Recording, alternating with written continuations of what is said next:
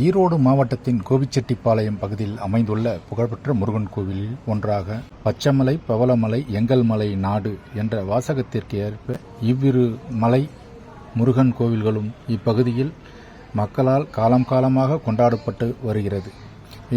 இத்திருத்தலத்தில் முருகன் குழந்தை வடிவமான ஞான தண்டாயுதபாணியாக காட்சி தருகிறார். நாம் பலரும் நினைப்பது போல் பச்சைமலை என்று இம்மலைக்கு பெயர் காரணம் மரங்களோ செடிகளோ அல்ல.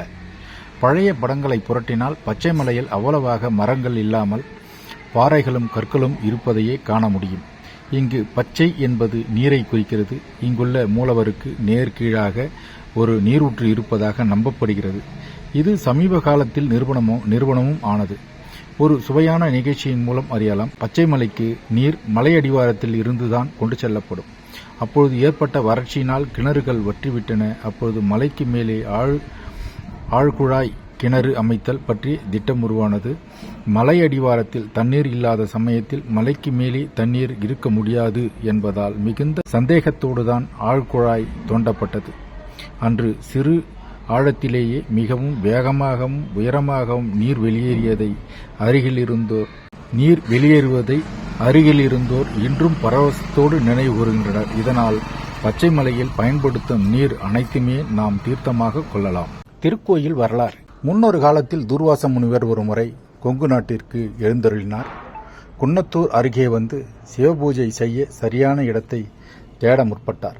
அப்போது கோபி அருகே அமைந்துள்ள மொடச்சூர் எனும் ஊர்தான் சிவபூஜை செய்ய சரியான இடம் என்பதை ஞான திஷ்டையால் உணர்ந்து அங்கு வந்து சிவபூஜை செய்ய முற்பட்டார். அப்போது குறைதீர்க்கும் குமரக்கடவுளை காண எண்ணி அவரது மனம் பூஜையில் திளைக்க மறுக்கிறது. குறைதீர்க்கும் குகனை எண்ணி தவத்தால் அருகிலுள்ள பச்சைமலை என்னும் குன்றை அறிகிறார்.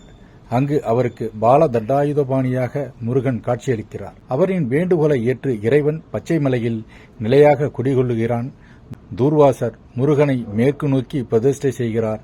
பச்சைமலை முருகன் கோயில் சுமார் 3000 ஆண்டுகள் பழமையான திருக்கோயில். பச்சைமலை முருகனை தரிசிப்பதற்கு சிறு குன்றின் மீது படிகள் வழியாகவும் செல்லலாம். அதேபோன்று கார் மற்றும் வேன்கள் மூலமும் செல்வதற்கான பாதை என்பது சிறப்பான முறையில் அமைக்கப்பட்டுள்ளது. கோவிலின் வலதுபுறமாக விநாயகர் சன்னதி அமைந்துள்ளது. அதேபுறம் இடதுபுறமாக திரும்பி வரும்பொழுது முதலில் தட்சிணாமூர்த்தியை நாம் தரிசிக்கலாம். அதற்கு அடுத்தபடியாக முருகன் வள்ளி தெய்வ யானையோடு முருகன் அங்கு காட்சியளிக்கிறார். அதை நாம் பார்க்கிறோம். தற்பொழுது ஆஞ்சநேயர் சிலை வைக்கப்பட்டுள்ளது. அதையும் நாம் வணங்கிவிட்டு அவ்வாறே நாம் வரும்பொழுது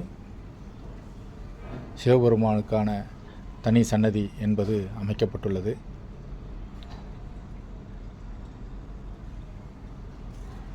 அதை நாம் இப்பொழுது தரிசிக்கிறோம். அம்பாள் சன்னதி.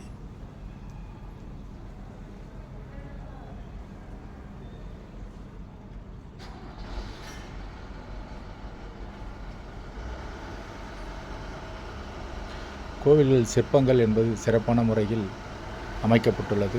மரகதவள்ளி தாயார் சன்னதி என்பது அமைந்துள்ளது. தற்போது நாம் சிவபெருமானை பார்க்கிறோம். மிக நேர்த்தியாக சிறப்பாக வடிவமைக்கப்பட்டுள்ளது. அலங்காரம் என்பது சிறப்பாக செய்யப்பட்டுள்ளது. சிவனை நாம் தரிசிக்கிறோம். அதை தாண்டி வரும்பொழுது இங்கு சனீஸ்வரனுக்காக தனியாக சிலை அமைத்திருக்கிறார்கள். அதற்கான வேண்டுதல்கள் உடன் வருபவர்களுக்கு தனியாக பூஜை செய்வதற்காக ஏற்பாடு செய்யப்பட்டிருக்கிறது. இங்கு நவகிரகங்கள் தனியாக அமைக்கப்பட்டுள்ளது. ஒவ்வொரு நவகிரகங்களுக்கும் ஒவ்வொருவரும் தங்கள் மனைவியுடன் இங்கு காட்சியளிக்கிறார்கள். நவகிரகங்களும் சிறப்பாக வடிவமைக்கப்பட்டுள்ளது. ஒவ்வொருவரும் தாங்கள் மனைவியருடன் காட்சி தருகிறார்கள். அதைத்தான் இப்பொழுது நாம் பார்க்கிறோம்.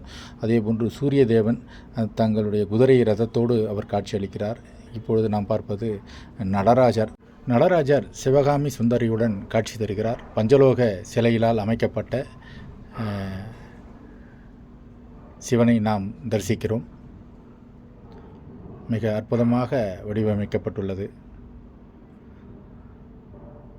மேலே கோபுரத்தின் மேலே சிவன் நடராஜர் சிலை என்பது சிறப்பாக வடிவமைக்கப்பட்டுள்ளது என்பதை நாம் தற்போது பார்க்கிறோம். அதேபோன்று நாம் இந்த பக்கம் வந்தால், வலது பக்கமாக வந்தால் கோபி நகரினுடைய அழகை நாம் சிறப்பாக காணலாம். பச்சை மலை மேலே மிக சிறப்பான முறையில் பறந்து விரிந்த அந்த இடத்தில் கோவில்கள் என்பது சிறப்பாக அமைக்கப்பட்டுள்ளது. தற்பொழுது நாம் பார்ப்பது பைரவருடைய சன்னதி. பைரவருக்காக தனி சன்னதி அமைக்கப்பட்டுள்ளது. இதைத்தான் நாம் இப்பொழுது பார்க்கிறோம்.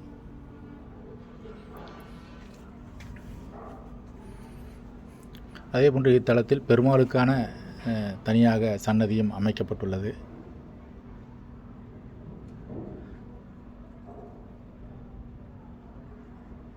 இங்குள்ள அனைத்து சிற்பங்களும் வண்ணமயமாக புதியதாக வண்ணம் தீட்டப்பட்டு சிறப்பாக அமைக்கப்பட்டுள்ளது. பழங்கால கோவில்களில் நாம் கற்சிலைகளில் பார்ப்பது இங்கு சிமெண்ட் மற்றும் சுண்ணாம்புக்களால் ஆன சுதை வடிவத்தில் இங்கு சிலைகள் அமைக்கப்பட்டிருக்கிறார்கள். அதற்கான வண்ணமும் சிறப்பாக தீட்டப்பட்டுள்ளது என்பது இங்கு நாம் பார்க்கிறோம். இப்பொழுது நாம் பார்ப்பது அதாவது கூரையில் அமைந்துள்ள அந்த வண்ணமயமான ஒரு தாமரை பூவை போன்று வரைந்திருக்கிறார்கள். அதுக்கு சிறப்பான முறையில் வண்ணங்களை தீட்டியிருக்கிறார்கள். கருவறைக்கு மேலே உள்ள அந்த சுவற்றில் சிவபெருமான் காளை வாகனத்தில் அமர்ந்திருக்கிறார். அதே போன்று முருகப்பெருமானுடைய சிலைகள் வரையப்பட்டு இருக்கிறது. சுப்பிரமணிய சுவாமி வள்ளி தெய்வானையோடு கூடிய முருகனை இங்கு வடிவமைத்திருக்கிறார்கள். கோவிலுடைய ராஜகோபுரத்தை நாம் பார்க்கிறோம். அதேபோன்று இடதுபுறமாக வந்தால் நாம் இடதுபுறம் மலையை சுற்றி வரும்போது கோபிச்செட்டிப்பாளையத்தினுடைய அழகை நாம் தரிசிக்கிறோம். கோபிச்செட்டிப்பாளையத்தில் உள்ள பச்சைமலை முருகனை அனைவரும் வந்து தரிசிக்கலாம், அருளை பெறலாம் என்று இந்த நேரத்தில் உங்களுக்கு தெரிவித்துக் கொள்கிறேன்.